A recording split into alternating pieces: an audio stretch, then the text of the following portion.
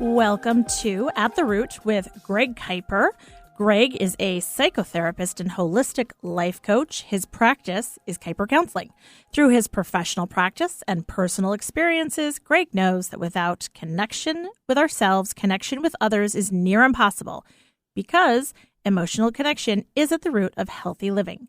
If you have a question or comment, feel free to call into the show. The number is 425-373-5527, or you can go to kipercounseling.com. You can also check out Greg's YouTube channel, Connection Through Awareness with Greg Kiper. And of course, you can also email Greg at connectionthroughawareness@gmail.com. Hello, Greg. Hello, Stacy. How are you? I'm well today. Good. Doing well. My intention is to have a good show today.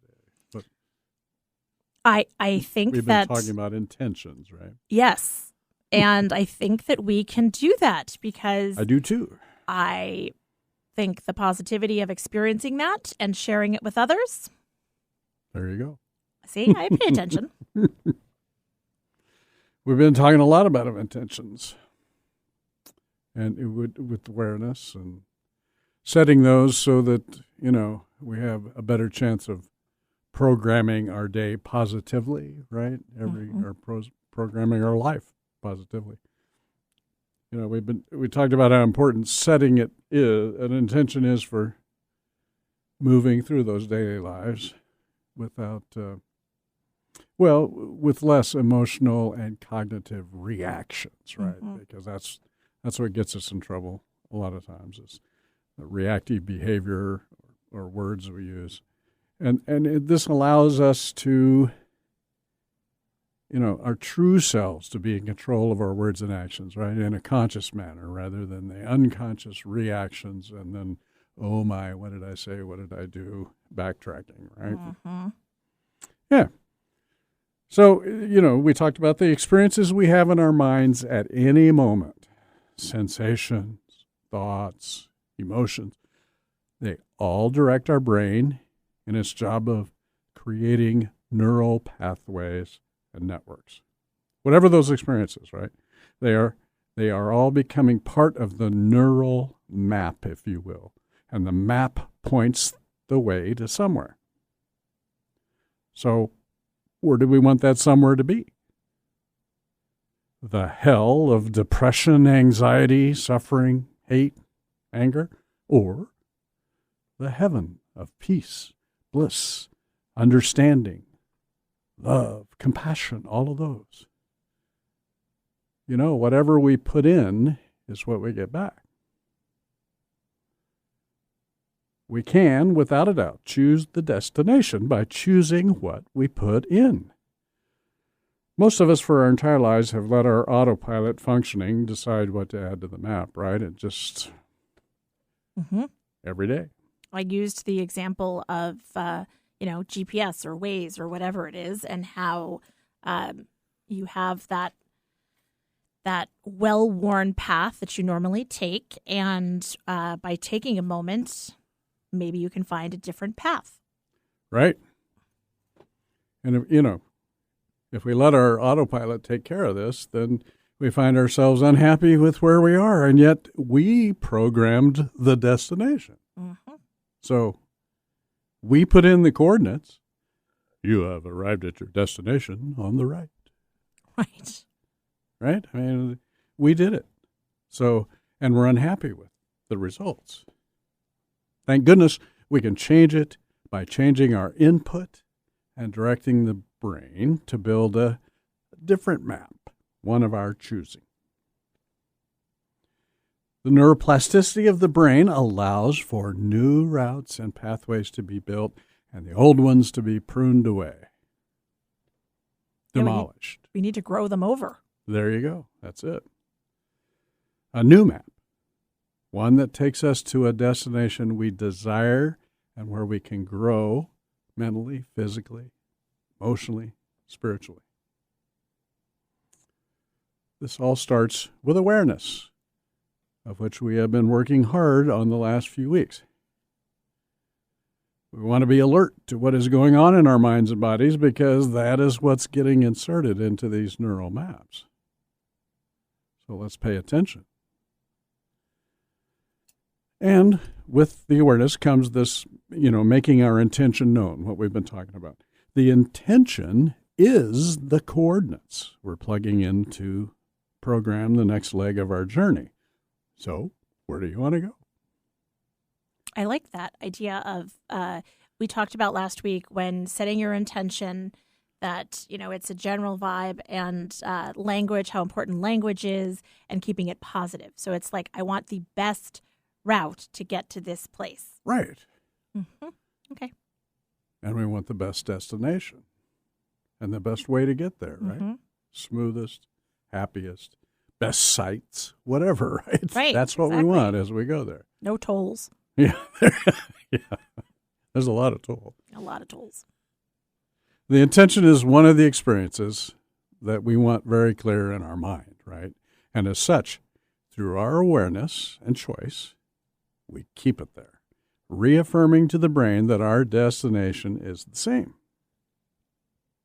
A while back, we took a little side excursion from our work with couples in relationships to dive into this awareness piece. We determined it was a logical path to take as the discussions we were having were centered around each partner finding awareness of the other's triggers and illusions in order to break out of that critical loop. And it had become clear that the original premise that we can't find emotional connection with others without finding emotional connection with ourselves is very true. We kind of went through that and can't deny it. And in order to do that, we need to cultivate our individual awareness. What is going on in our minds and bodies at any given moment? So I'd like to take it back to the interactions and relationships and see how this all fits together. And it seems like now is a good time. We've introduced the finding awareness exercise, and we've worked through how important this individual awareness is for each of us personally. Now, can we take the individual awareness that we are working on into our relationships and continue this journey? So, I've been working with this couple for a few months. They both have realized they are stubborn. And we've worked hard on getting out of the critical loop by finding each other's triggers, right, to their illusions, those reactive behaviors and words that they so often use, we all use. And they've made some significant progress in an awareness of what these triggers are. And most of the time with that awareness, it helps them de-escalate any tense moments and get to the reparations before a huge explosion, right? Yeah, that's a lot of progress. Yeah, they're doing okay. Yeah, it's been a few months, and it isn't as we'll all find out as we work on this, it isn't like okay, got it, let's go on, right? Right. It's just not going to happen. So things had been going pretty well. But recently their lives became upended, as it so often happens, by the kids going back to live school, right? Mm. He got handed a huge project of work, and she's been going to graduate school online, and now she has to do an on-site practicum, and that's become part of her daily routine. So lots of change with logistics at home and pressures and stress. Recently, he had spent a big part of an afternoon picking up kids at school, shuttling them to their activities. One of them had a doctor's appointment. And all the while in his head, he's got this huge deadline looming at work, right? Mm-hmm. So you can imagine what kind of movies he had going on in his head that day, right? The pressure and the stress. Oh, sure. And he came home late in the afternoon and found her, his wife, sitting at the kitchen counter drinking a cup of tea. Oh, that didn't go over well. Well, the dirty dishes were still on the counter, and there was a pile of dirty laundry on the floor in front of the washer, and the dog was whining in her crate. Oh, yeah, that definitely did not go over well. So he got triggered to his reactive behavior, and he made some snide comments, and it didn't take long for the situation to get heated. She started crying, stormed off to the bedroom, slamming the door and locking it. Before long, he calmed some and followed her to the bedroom, rationalizing his behavior through the door, telling her that they just need to talk about it. Let's just talk about it, open up, and telling her, and she's telling him, go away. They didn't talk to or text each other except for family logistics stuff for 4 days. Wow. Till we had their next session. That was the first time. And we're on telehealth, and they're in different locations in the house on separate computers. And I could tell right away, oh my, right? Mm-hmm. Something is not right. Yeah. He started. And he's very logical, and he's very apologetic. You could tell he'd been thinking about this a lot. And he explaining his behavior and what happened from his perspective. And it was way too matter-of-fact for her, and she wasn't having it. I could sense her anger through the computer screen. She told us his version is not what happened, and launched into, many times her go-to is, this is always what happens. He will never get this. I'm done with trying to fix this. And he can't understand this reaction that's happening because he had just very carefully laid out a plan for reconciliation, admitted some accountability, wanted to use this as a learning experience. Let's move on. Let's get through this. And then after stopping them both chipping each other, I asked for her version. So she had gotten home about 30 minutes prior to him and had fixed herself a cup of tea after having been emotionally crushed at work that day. She's a healthcare worker in training, and as she explained her day, I could barely hold it together. As she sipped her tea there at the counter, she was barely holding on. Wow. And he walks in. Right. There's always more to the story. Yeah. So, let's not do blame or judgment here, right? I mean, this could just as easily been reversed, partners reversed in another situation, right? We want to say, what a jerk, whatever, but it's just reactions. But what we can do is talk about awareness. Wasn't much of it going around that afternoon. So certainly part of this has to do with being aware of what is going on for our partner when we're apart, right? I mean, that's part of this. I think I really recommend to people do a couple of texts during the day to check in. Really helps, right? I mean, it just does.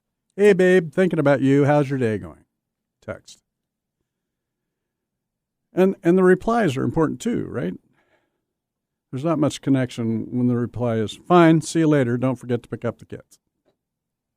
Right. Or right? K. Yeah, or K. I love that one.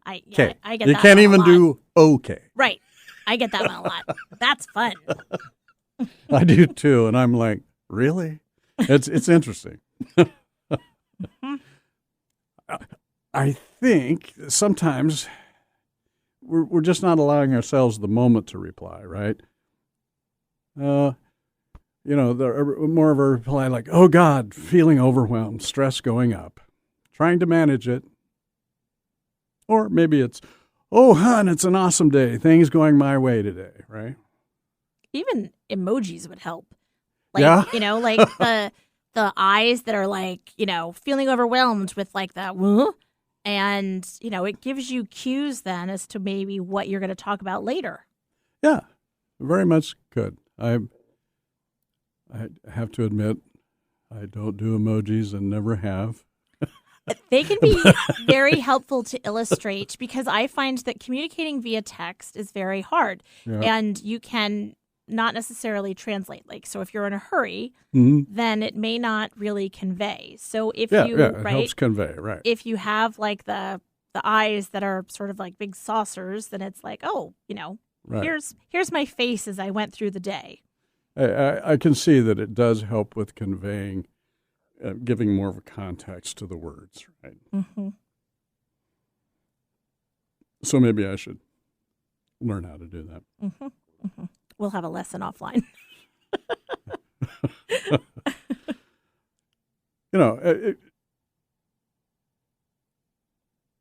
We have a tendency to view the text more as an annoyance and not a bid for connection, right? A lot of times.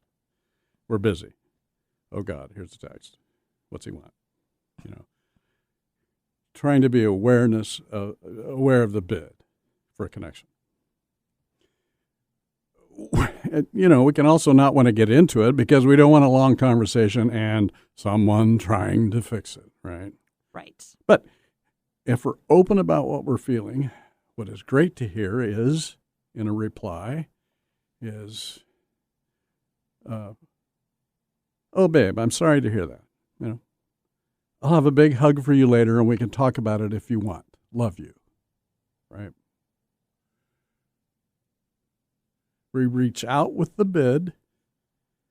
We listen to the reply from our heart and respond supportively. So I'm making too big of a deal out of this, I think, but, not really. I mean, these are ways during the day to engage, to do a bid for connection, get a response back, a supportive response, right, from someone you love. So, it's a great practice to get into, I think. I think you can see that if something like this would have happened for this couple, there is a chance that things might have gone differently when they got together at home. Mm-hmm. There's a chance. It's going to be a lot easier to have the awareness to initiate a bid for connection like this if we have the awareness of what is going on inside us during the day. So we need to know what's going on inside us. Hence, the checking in exercise, allowing us to get out of the autopilot, unconscious reactions, and look at what we've got going on inside of us. So if we're going to think about making a bid for connection with our partner, it's more likely to come from this space, right? We have to have the awareness to think about it. Mm-hmm. Maybe I'll see how she's doing, those kind of things. But it certainly didn't happen that day, right? No. And it's not going to happen every day like this, but it's a good practice to kind of think about. So he had spent a greater part of the day at a high stress level, right? You can imagine the movies that he'd been going on in his head, right? Work and kids, and they're arguing in the back seat, and who knows, right? I mean, any fuse that he had left was very short. And the same was there for her, right? Her emotional fuse was very short. It was way down there.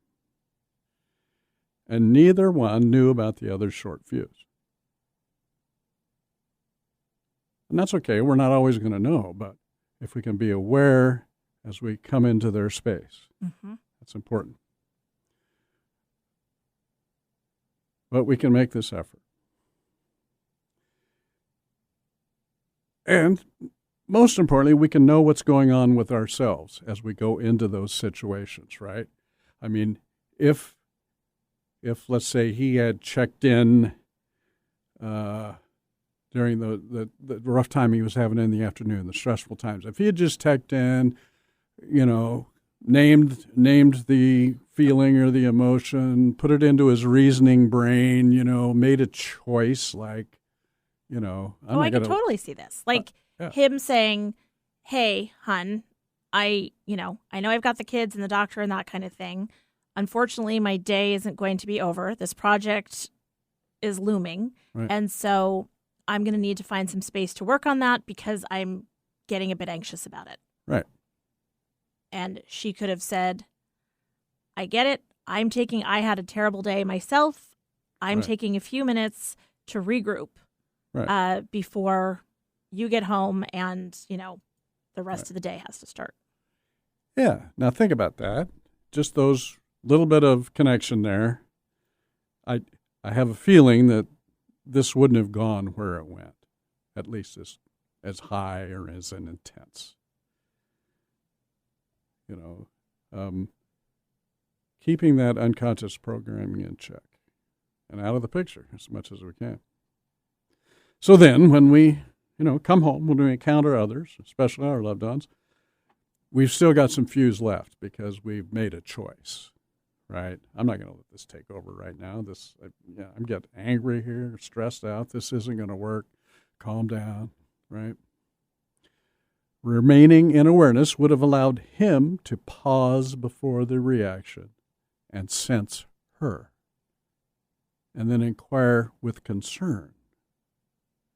It would have allowed her to pause before the reaction and sense him, and know that, reasoning, he's not an uncaring person, right? Mm-hmm. In this case, it may have gotten a little edgy at first, right? Could have. But acting instead of reacting would have allowed for more caring responses and easier and quicker reparations, right? Instead, they went to the critical loop of triggering illusions. She triggered his, I have to do everything around here and it's never good enough. That's his illusion from his unconscious programming. And he triggered her, he never listens and always tried to fix it illusion from her unconscious programming. And from there, it's going to escalate. Right here goes the loop. Criticize, defend, withdraw. Mm-hmm. So fortunately, we had a good session and we worked through it. They're very intent on learning about all this and making it better. Finding the repair. And, they have a sincere desire to move on. And they also know that it's a journey and they're going to slip up every now and then. That's true for all of us. Even when we're doing this work, we're going to slip. Something's going to happen. We're going to miss the awareness, right? Right. It's just going to happen. But the idea is to get it back on track as soon as possible, right? And in this kind of a situation, what's important, they're blowing up. They're in this middle of this. It just happened. Mm-hmm. They're escalating.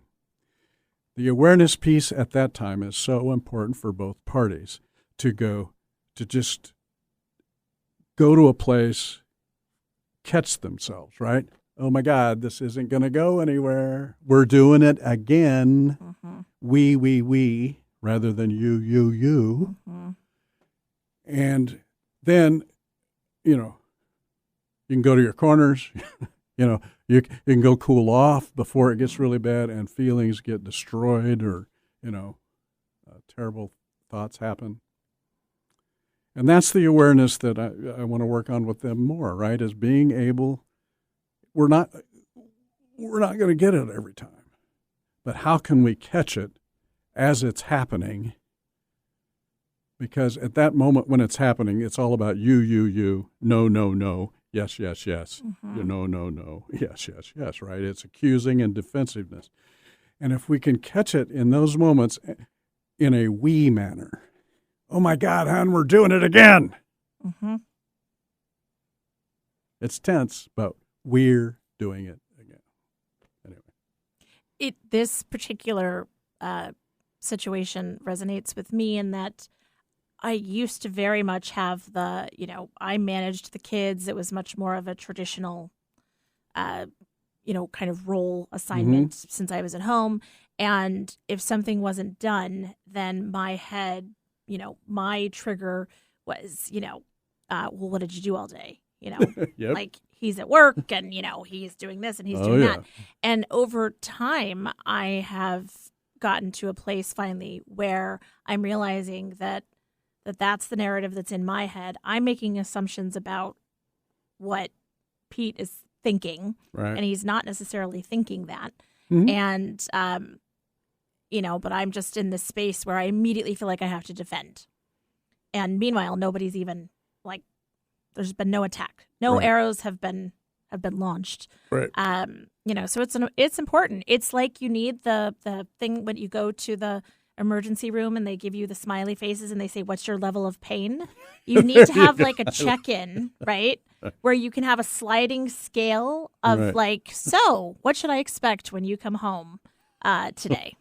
So maybe there That's needs, good. right? A little like a relationship scale. Well, and if you texted during the day or whatever, kind of know what to expect a little bit. Right, exactly. So Anyway, we gotta stop.